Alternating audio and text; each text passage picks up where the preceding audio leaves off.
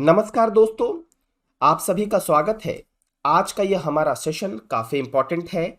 इसमें हम लोग इकोनॉमिक सर्वे अर्थात आर्थिक सर्वेक्षण और बजट के बीच का डिफरेंस समझेंगे। तो मैं वरुण कुमार आपका इस सेशन में हार्दिक स्वागत करता हूं। सबसे पहले देखते हैं कि इकोनॉमिक सर्वे होता क्या है। तो यह एक तरह का फ्लैगशिप एनुअल डॉक्यूमेंट है, मतलब काफ़ी महत्वपूर्ण एक वार्षिक डॉक्यूमेंट है जो कंट्री के देश के आर्थिक विकास के बारे में रिव्यू करता है। उसकी जो है वो समीक्षा करता है कि पिछले एक साल में जो बीता हुआ एक साल है उसमें कंट्री का परफॉर्मेंस कैसा रहा। तो आप समझ सकते हैं कि ये क्या है, एक तरह से रिपोर्ट कार्ड है। जब आप एग्जाम देते हैं उसके बाद आपका रिपोर्ट कार्ड आता है, तो उस तरह से ही ये जो पिछले एक साल देश का विकास किस प्रकार से हुआ, आर्थिक विकास किस प्रकार से हुआ, इसका एक यह रिपोर्ट कार्ड है। और इसमें डेटा होता है, आंकड़ा होता है। ऑल द सेक्टर्स, जितने भी सेक्टर्स हैं, जैसे एग्रीकल्चर सेक्टर्स हैं, तो इन सभी से संबंधित इसमें डेटा होता है। तो एक सामान्य तौर पर अगर समझा जाए तो इकोनॉमिक सर्वे एक ऐसा एनुअल डॉक्यूमेंट है जो कि किसी देश के आर्थिक विकास का क्या है, एक रिपोर्ट कार्ड है। और यह उसकी समीक्षा भी करता है इकोनॉमिक सर्वे कि भाई कैसा रहा पिछले एक साल में देश का आर्थिक विकास। और साथ ही साथ इसमें सभी सेक्टर्स के डिटेल में डेटा भी होते हैं।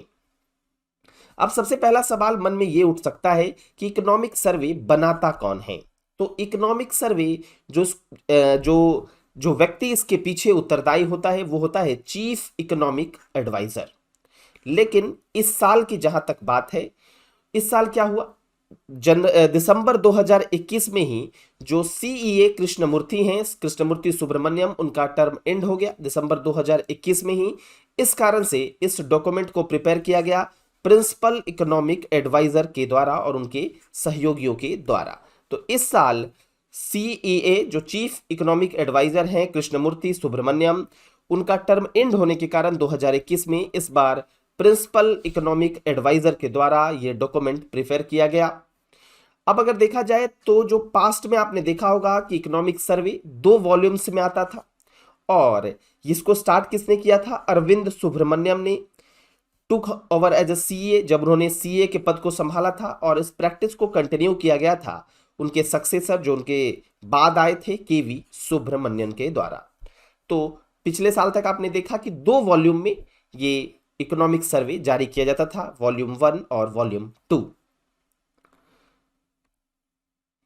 तो इकोनॉमिक सर्वे इंपॉर्टेंट क्यों है, क्योंकि आपको मैंने बताया ये ग्लिम्स देता है, एक तरह का रिव्यू देता है, एक तरह का रिपोर्ट कार्ड देता है कंट्री के इकोनॉमिक परफॉर्मेंस का, कि आर्थिक क्षेत्र में उसने क्या परफॉर्मेंस किया, क्या विकास किया पिछले एक साल में। पिछले एक साल का ये रिपोर्ट कार्ड है। साथ ही साथ इकोनॉमिक सर्वे क्या प्रिडिक्ट करता है, यह भविष्यवाणी भी करता है जीडीपी, आने वाले फिस्कल के लिए, आने वाले ईयर के लिए यह जीडीपी कितना होगा, इसका जो है एक तरह से फॉरकास्ट या फिर कहें तो इसका प्रिडिक्शन भी करता है, इसकी भविष्यवाणी भी करता है। क्योंकि इसको पता होता है कि फिलहाल जो कंट्री की कंडीशन है वो किस प्रकार की है, उसको पता है। इकोनॉमिक सर्वे चूंकि उसने रिव्यू किया है कि कंट्री का जो आर्थिक विकास है वो किस प्रकार का है, किस प्रकार से स्कीमें जो हैं उसका परफॉर्मेंस कैसा रहा है देश में, उसके आधार पर, इन सभी चीजों के आधार पर वो अगले जो वर्ष हैं उसका, आने वाले वर्ष का वह जीडीपी भी प्रिडिक्ट करता है। अब अगर दोनों के बीच में डिफरेंस समझा जाए तो सबसे पहली बात यह है कि ये 1964 तक जो सर्वे और बजट है ये दोनों एक साथ ही पेश होते थे। और 1964 के बाद से सबसे एक दिन पहले, सबसे पहले बजट पेश सर्वे पेश होता है एक दिन पहले, और उसके बाद इकोनॉमिक सर्वे के बाद फिर बजट को अगले दिन पेश किया जाता है। जैसे 31 जनवरी 2022 को पेश किया गया इकोनॉमिक सर्वे और 1 फरवरी 2022 को आएगा बजट। जो इंडिया का फर्स्ट इकोनॉमिक सर्वे है उसको ड्राफ्ट किया गया था और प्रेजेंट किया गया था before the house of parliament किस ईयर में, 1950-1951 में। वहीं अगर बजट की बात करें तो ड्राफ्ट और जो प्रेजेंट था प्रेजेंटेड हुआ था पार्लियामेंट में 26 नवंबर 1947 को, और इसको प्रेजेंट किसने किया था? आर के सानमुखम चेट्टी ने। इन दिस बजट क्या हुआ? The economy of the country got reviewed, जो देश की अर्थव्यवस्था थी उसको रिव्यू किया गया, और there was no new taxes, कोई भी ऐसा नया कर नहीं था जो इसमें शामिल किया गया था। सबसे पहले बजट की ये बात हो रही है। ये वही मैंने बताया कि 1964 के बाद से दूसरा जो डिफरेंस है कि 1964 तक तो एक साथ आता था, 1964 के बाद बजट जो है वो एक दिन बाद आता है इकोनॉमिक सर्वे की। इकोनॉमिक सर्वे और बजट के बीच में बेसिक डिफरेंस जो आप समझ सकते हैं, सैद्धांतिक अंतर यही है कि इकोनॉमिक सर्वे पिछले एक साल का रिपोर्ट कार्ड देता है कि पिछले एक साल में देश ने क्या विकास किया। वही बजट आपको एस्टिमेट है, आगामी वर्ष के लिए ये एक तरह से अनुमान है कि आपके पास कितना पैसा आएगा और कितना आपके पास पैसा, कितना आपसे पैसा जाएगा, मतलब कितना आपका इनकम होगा और कितना आपका एक्सपेंस होगा। तो ये इकोनॉमिक सर्वे पिछले साल का है, पिछले एक साल का एक तरह से आप समझे तो रिपोर्ट कार्ड है, खाका है, और बजट जो है वो अगले एक साल के लिए क्या है, अगले एक साल में क्या होने वाला है, क्या इनकम होगा, क्या खर्च होगा, इसका एक खाका है। तो ये फोर्थकमिंग फाइनेंशियल ईयर के लिए होता है और ये पास्ट फाइनेंशियल ईयर के लिए होता है। हालांकि मैंने आपको बताया कि इकोनॉमिक सर्वे में चूंकि कंट्री के इकोनॉमिक हालात के बारे में जानकारी होती है कि आर्थिक हालात कैसी है, पिछले एक साल का रिपोर्ट कार्ड होता है, तो उसके बेसिस पर वह यह अनुमान लगाता है कि अगले साल जीडीपी कितना हो सकता है। तो यह अनुमान वह लगाता है और it informs the parliament about economic prospects. तो आर्थिक भविष्य क्या है, आर्थिक हमारा लक्ष्य क्या होना चाहिए, इसके बारे में भी पार्लियामेंट को यह सूचना प्रदान करता है। तो why is the document tabled before budget? तो सबसे बड़ा बात है कि आपको पता है कि इंडिया के जो इंडिपेंडेंस के बाद 1947, आफ्टर इंडिया इंडिपेंडेंस इन 1947 क्या हुआ? The economic survey was presented along with the budget. मैंने बताया आपको 1964 तक ये एक साथ पेश होता था, और अब क्या है, ये अलग अलग पेश होता है। बजट जो है वो एक दिन बाद आता है और सर्वे एक दिन पहले आता है। क्योंकि इसको ऐसा क्यों किया जाता है? क्योंकि सबसे पहले इकोनॉमी की हालत कैसी है पिछले एक साल की, इसका रिपोर्ट कार्ड पेश किया, फिर उसके आधार पर अगले साल हम लोग को क्या करना है, ये प्लानिंग करनी है। तो इसीलिए सर्वे चूंकि पिछले एक साल का रिपोर्ट कार्ड है और इसी के आधार पर अगले एक साल में क्या होगा ये पेश होता है।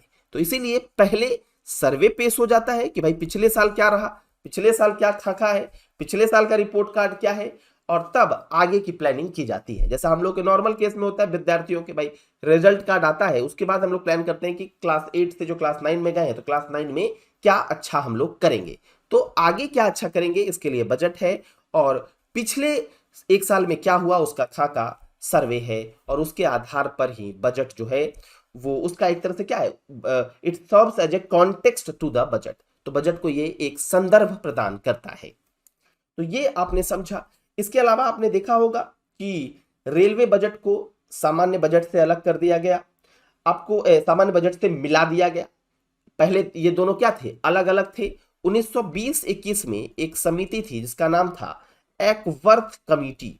एकवर्थ कमेटी, इसने क्या रेकमेंड किया था कि रेलवे बजट और जो सामान्य बजट होगा वो कैसा होगा, अलग अलग होगा। लेकिन फाइनली आप देखेंगे तो विवेक ओबरॉय समिति, विवेक देबरॉय समिति, उसने क्या बताया, विवेक देबरॉय समिति ने, उसने यह कहा कि भाई ये दोनों जो है वो अलग अलग पेश नहीं होने चाहिए, दोनों को एक साथ मर्ज कर दिया गया। और उसके बाद 2017 से रेलवे बजट और जनरल बजट जो है वो उसका विलीनीकरण हो गया, वो दोनों एक दूसरे में मर्ज हो गए। विवेक देबरॉय ने हालांकि यह बात बताई कि इसके लिए कोई संवैधानिक रूप से रिक्वायरमेंट नहीं है कि अलग अलग हो, कोई संविधान इस तरह की बात बताता नहीं है। ब्रिटिश के टाइम पे क्या होता था, रेलवे के लिए जो railway revenue used to be quite high, railway का जो रेवेन्यू था, राजस्व था, वो काफी ज्यादा होता था as compare to other revenue. लेकिन आफ्टर इंडिपेंडेंस क्या हुआ कि रेलवे से जो रेवेन्यू है वो क्वाइट स्मॉल है अगर हम दूसरे जो सेक्टर से कंपैरिजन करें तो, ठीक है। तो इस कारण से जो है रेलवे और जो सामान्य बजट है उसको मिला देना चाहिए। तो ये कुछ बातें थी। इसके अलावा देख लीजिए टारगेट 67 बीपीएससी 60 डेज का एमसीक्यू बैच कोर्स है, 1 फरवरी से स्टार्ट है, 31 मार्च तक चलेगा, 60 दिन का कोर्स है। इसमें मैं बिहार जीके का एमसीक्यू आपको करवाऊंगा और ये विजय बीपीएससी है, 2 फरवरी 2022 से स्टार्ट है। ये यूसेट स्कॉलरशिप टेस्ट है जो 6 फरवरी से होगा। इसका एनालिसिस डीके चौधरी सर के द्वारा 4 पीएम पे किया जाएगा। आप इन सभी कोर्सेज से जुड़ने के लिए BS10 लाइव का इस्तेमाल कर सकते हैं।